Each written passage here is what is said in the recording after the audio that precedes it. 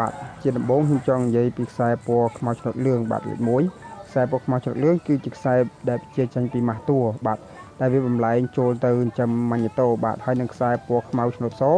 ដែលជាម៉ាស់តួដែរប្រភេទម៉ូតូយ៉ាម៉ាហាខ្សែពណ៌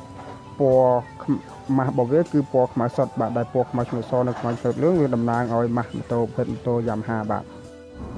បន្តមកទៀតយើងចូលដល់ខ្សែពណ៌ Q ឬក៏ខ្សែពណ៌ទឹកប៊ិចបាទគឺជាខ្សែភ្លើងដែលជាចេញពីម៉ាញ៉េតូដែលចូល TP sensor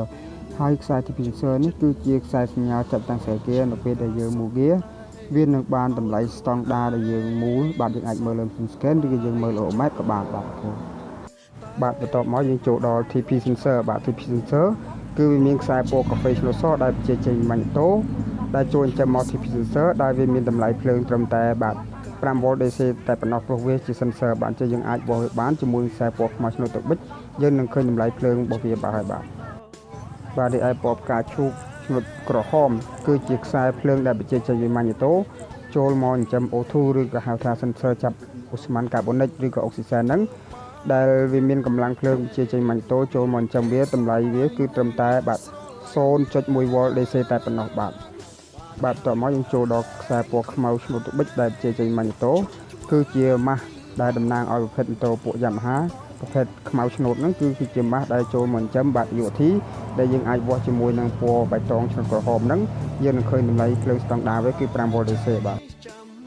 បន្តមកយើងចូលដល់ខ្សែពណ៌ក្រហមសុទ្ធបាទខ្សែពណ៌ក្រហមសុទ្ធគឺជាខ្សែដែលបញ្ជាចេញពីក្បាលអាគុយបាទ direct ដោយមិនឆ្លងកាត់ខ្សែសោទេបាទ direct ចូលមកបាទម៉ាញ៉េតូមួយហើយនឹងបាត់លលាចង្ហើធុងទឹកមួយបាទដែល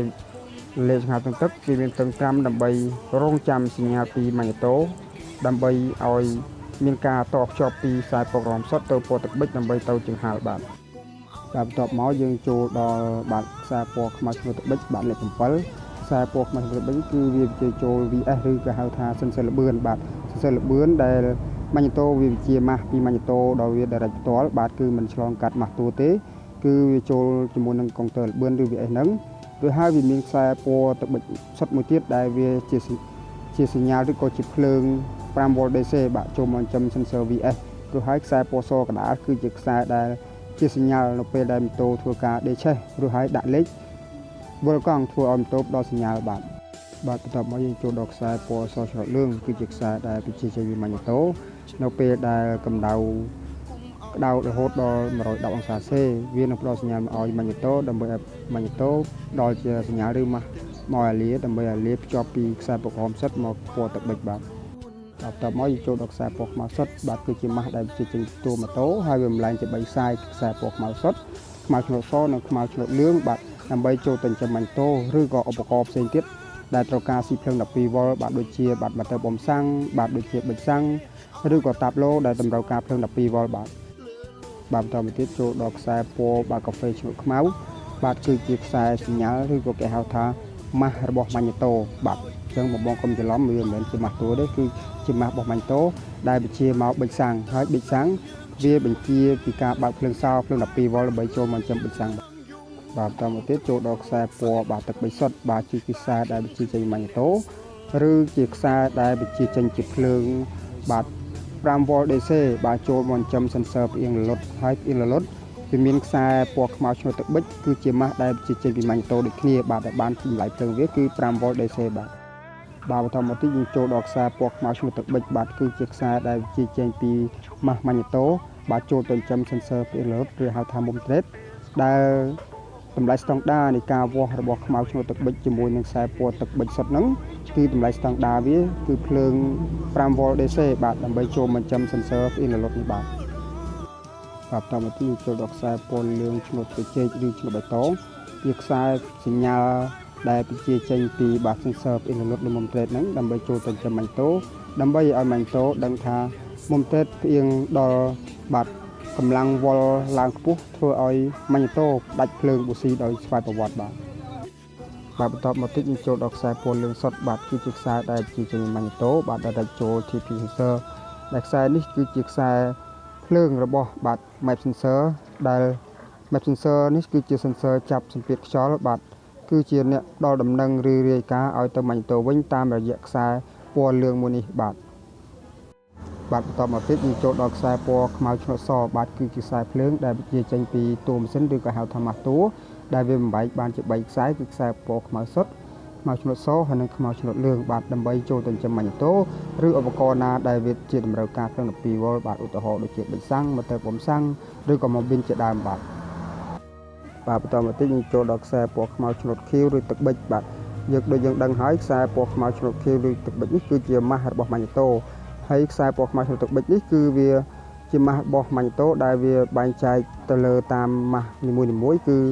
ប៉ុន្តែវាគឺជាម៉ាស់របស់ម៉ាញ៉ូតូទាំងអស់ទេមិនមែនជាម៉ាស់តួទេបាទបន្តមកទៀតយើងចូលដល់ខ្សែពណ៌ខៀវឆ្នុតខ្មៅបាទអញ្ចឹងខ្សែពណ៌នេះគឺជាវាកាន់តែប្រឡប់យើងមែនទែនហើយគឺវាប្រកាសជាមួយនៅខ្មៅឆ្នុតខៀវប៉ុន្តែវាក៏នៅតែជាម៉ាស់របស់ម៉ាញ៉ូតូដដែលហើយវាចូលមកចិញ្ចឹម sensor របស់ម៉ូទ័របំសាំងហើយម៉ូទ័របំសាំងវាមានភ្លើង12 វ៉ុល DC ដែលជាខ្សែកាហ្វេហ្នឹងដើម្បីចូលមកចិញ្ចឹម sensor បាទបន្ទាប់មកយើងចូលដល់ខ្សែពណ៌ទឹកក្រូចឬក៏ខ្សែពណ៌ឡាតុំបាទជាខ្សែដែលបញ្ជាចេញពីម៉ាញ៉ូតូបាទឬក៏ជាម៉ាស់របស់ម៉ាញ៉ូតូដើម្បីចូលមកចិញ្ចឹមម៉ូប៊ីនហើយម៉ូប៊ីនមានខ្សែភ្លើង12 វ៉ុលជាភ្លើងបើកសោបាទខ្សែពណ៌កាហ្វេហ្នឹងដើម្បីឲ្យម៉ូប៊ីនបំលែងភ្លើងពីភ្លើងតូចទៅភ្លើងធំបាទប៉ុន្តែវានៅតែជាភ្លើង AC ដដែលបាទអញ្ចឹងដើម្បីចូលមកបូស៊ីបាទបន្ទាប់មកយើងចូលដល់ខ្សែពណ៌ទឹកសណ្ដែកគឺជាខ្សែដែលបញ្ជាចេញ direct ពីម៉ាញ៉ូតូចូលមកដោយ scan ហើយឬក៏ជាខ្សែសញ្ញាផ្ដល់ដំណឹងឲ្យយើងដឹងថាក្នុងចលនាប្រព័ន្ធភ្លើងរបស់ម៉ូតូ Yamaha Exciter មានបញ្ហាខុសប្រក្រតីកន្លែងណាអញ្ចឹងចង់បញ្ជាក់កន្លែងនេះថាប្រភេទដូចពណ៌នេះវាយើងមិនអាចពងដៃដោយប្រើខ្សែលួសដោយប្រភេទម៉ូតូ Honda ឬ Suzuki បានឡើយបាទគឺវាមានតែខ្សែមួយខ្សែប៉ុណ្ណោះបាទបន្តមកយើងចូលដល់ខ្សែពណ៌ខ្មៅឆ្លុះទឹកប៊ិចបាទគឺជាខ្សែដែលបញ្ជាចេញពីម៉ាស់របស់ម៉ាញ៉ូតូបាទចូល direct ទៅតាម sensor នីមួយៗដែលជាតម្រូវការរបស់បាទ sensor ដែលម៉ាញ៉ូតូបញ្ជាឲ្យបាទប្រភេទពណ៌ខ្មៅឆ្លុះទឹកប៊ិចឬឆ្លុះខៀវនេះគឺវាតំណាងឲ្យម៉ាស់របស់ម៉ាញ៉ូតូប៉ុន្តែចង់បញ្ជាក់ថាប្រភេទខ្សែពណ៌ខ្មៅឆ្លុះទឹកប៊ិចនេះគឺវាមានម៉ាស់រៀងៗខ្លួនគឺយើងមិនប្រើម៉ាស់លក្ខណៈខ្នែងដើម្បីភ្ជាប់ចូលចិញ្ចឹម sensor មួយទេបាទអញ្ចឹងកុំឲ្យច្រឡំកន្លែងនឹងទាំងអស់គ្នាបាទបន្ទាប់មកយើងចូលដល់ខ្សែពណ៌សសុទ្ធបាទគឺជាខ្សែសញ្ញាដែលបញ្ជាចេញពី VS ឬមួយទៀតយើងហៅថា sensor ល្បឿនបាទដើម្បីបញ្ជូនសញ្ញាទៅឲ្យម៉ាញ៉ូតូដើម្បីឲ្យម៉ាញ៉ូតូដល់ដំណឹងទៅឲ្យតាប់ឡូដើម្បីឲ្យដឹងថាយើងបើកក្នុងល្បឿនតិចឬខ្លាំងបាទអាស្រ័យទៅលើការមូគេរបស់យើងបាទដើម្បីឲ្យយើងបានដឹងបាទអូខេបាទបន្តមកទៀតយើងចូលដល់ខ្សែពណ៌កាហ្វេសុទ្ធបាទគឺជាខ្សែភ្លើង12 វ៉ុលដែលឆ្លងកាត់កុងតាក់សោបាទចូលមកប៊ីស៊ីបដើម្បីឲ្យប៊ីស៊ីបចែកចាយទៅបាទម៉ាញ៉ូតូបាទឧទាហរណ៍ដូចជាប៊ិចសាំងបាទដូចជាម៉ូទ័របំសាំងឬក៏ម៉ូប៊ីនឬក៏ឧបករណ៍ផ្សេងទៀតដែលជាតម្រូវការភ្លើង12 វ៉ុលដើម្បីឲ្យឧបករណ៍ឬ sensor នោះដំណើរការបានបាទបន្តមកទៀតយើងចូលដល់ខ្សែពណ៌កាឈូកឆ្នុតសបាទគឺខ្សែភ្លើងដែល direct ពីម៉ាញ៉ូតូចូលមកចិញ្ចឹម TP sensor ឬក៏ជាខ្សែសញ្ញាឬក៏ហៅមួយទៀតថា IT sensor បាទ sensor ចាប់កម្ដៅខ្យល់នៅពេលដែលម៉ូតូមានសភាពក្តៅឬក៏ត្រជាក់អាស្រ័យទៅលើសីតុណ្ហភាពឬហើយម៉ាញ៉ូតូវានឹងទទួលសញ្ញាឬដំណឹងតាមរយៈពណ៌ខ្សែពណ៌ផ្កាឈូកឆ្នុតសនេះដើម្បីឲ្យម៉ាញ៉ូតូគណនាឬទម្លាក់ឬក៏ដំឡើងសាំងខណៈពេលដែលកំពុងដំណើរការបាទបន្តមកទៀតយើងចូលដល់ខ្សែពណ៌បៃតងឆ្លុះក្រហមបាទគឺជាខ្សែភ្លើងដែលបញ្ជាចេញពីម៉ាញ៉ូតូបាទដែលរែកចូលកម្ដៅធុងទឹកឬកម្ដៅប្រេងម៉ាស៊ីនបាទដែលគេហៅថា EOT ហ្នឹងដើម្បីឲ្យ EOT ហ្នឹងបំលែងជាសញ្ញាគ្រីស្ទីដល់ដំណឹងមកឲ្យម៉ាញ៉ូតូដើម្បីឲ្យម៉ាញ៉ូតូទម្លាក់ឬតម្លើងសាំងទៅតាមខណៈពេលដែលយើងប្រើប្រាស់ឬមួយក៏ផ្ដល់ជាម៉ាស់ទៅឲ្យអាលាជើង4ដើម្បីឲ្យអាលាចង្ហើរធុងទឹកនោះធ្វើដំណើរការបាទបន្តមកទៀតយើងចូលដល់ខ្សែពណ៌ខៀវសុទ្ធឬក៏ពណ៌ទឹកប៊ិចសុទ្ធបាទជាខ្សែភ្លើងដែលបញ្ជាចេញម៉ាញ់តូដែលចូលមក VS ឬក៏ sensor ល្បឿនហ្នឹងដែលវាមានតម្លៃភ្លើងស្តង់ដារគឺ5 វ៉ុល AC បាទដែលយើងអាចដឹងថាវាជាភ្លើង5 វ៉ុល AC គឺយើងវាស់ជាមួយនឹងពណ៌ខ្មៅឆ្នុតទឹកប៊ិចបាទគឺជាម៉ាស់របស់ម៉ាញ់តូយើងនឹងឃើញតម្លៃភ្លើងស្តង់ដារបាទហើយវានឹងផ្ដល់សញ្ញាតាមរយៈ VS ដោយខ្សែភ្លើងពណ៌សដើម្បីចូលទៅម៉ាញ់តូឲ្យដឹងថាម៉ូទ័របាទក្នុងកុងទ័របាទតិចឬខ្លាំងបាទបន្តមកយើងចូលដល់ខ្សែពណ៌ខ្មៅឆ្នុតលឿងគឺខ្សែម៉ាស់តួដែលជាចេញពីតួម៉ាស៊ីនបាទដែលរែកចូលទៅម៉ាញ់តូដើម្បីឲ្យម៉ាញ់តូបាទមានថាមពលដើម្បីវិភាគឬថ្លឹងថ្លែងវាស់នៃការ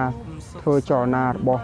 sensor ទាំងអស់នៅក្នុងតួរបស់ម៉ូតូទាំងអស់ឲ្យដំណើរការបានដោយសារតែម៉ាញ់ម៉ូតូមួយនេះជាអ្នកផ្ដល់ដំណឹងបាទអញ្ចឹងនៅក្នុងម៉ាញ់ម៉ូតូរបស់ម៉ូតូ exciter វាមានបាទ33រុនបាទអញ្ចឹងនៅក្នុងមួយជួរវាមាន11រុនអញ្ចឹង3ជួរមាន33រុនបាទនៅក្នុងហ្នឹងវាមាន7រុនដែលមិនប្រើបាទអញ្ចឹងយើងយក33ដល់7វានៅសល់26រុនបាទអញ្ចឹងខ្ញុំបានលម្អិតអស់ហើយបាទអញ្ចឹងវីដេអូវគ្គក្រោយៗទៀតខ្ញុំបាទនឹងលម្អិតឲ្យល្អជាងនេះទៀតគឺចង់និយាយថានៅពេលដែលខ្ញុំធ្វើវីដេអូវគ្គក្រោយគឺខ្ញុំលម្អិតឧទាហរណ៍ដូចជាបាទម៉ូប៊ីនបាទដូចជាម៉ូប៊ីនវាតើវាមានកម្លាំងអូមប៉ុន្មានអូមបាទហើយវាមានកម្លាំង k អូមប៉ុន្មាន k អូមបាទហើយវាមានកម្លាំង volt AC ដែលជាចេញម៉ាញ់ម៉ូតូបាទប្រមាណ volt AC បាទតើអាការៈរបស់វាដល់ពេលដែលវាខូចឬ error បាទនៅពេលដែលវាឡើងកម្ដៅខ្លាំងតើវាឆេះយ៉ាងដូចលិចซึ่งបាទខ្ញុំបាទនឹងចេញវីដេអូក្រោយខ្ញុំបាទនឹងចេញមួយបាទនឹងឲ្យលម្អិតបាទឲ្យច្បាស់ជាងនេះទៅទៀតដើម្បីងាយឲ្យបំងជាងបាទងាយស្រួលបាទក្នុងការចាប់យកនៅបាទចំណេះអ្វីដែលថ្មីដូចជាខ្ញុំបាទកំពុងសិក្សានៅឡើយទេបាទខ្ញុំបាទកំពុងតែស្រាវជ្រាវនឹងទីរកនៅវីដេអូដែលប្លែកៗដែលធ្វើមិនឲ្យបងជាងងាយយល់ទាំងអស់គ្នាបាទអញ្ចឹងវីដេអូនេះសូមអរគុណបងជាងទាំងអស់បាទដែលបានជួយlike និង share មួយបាទអញ្ចឹងសូមអរគុណបាទ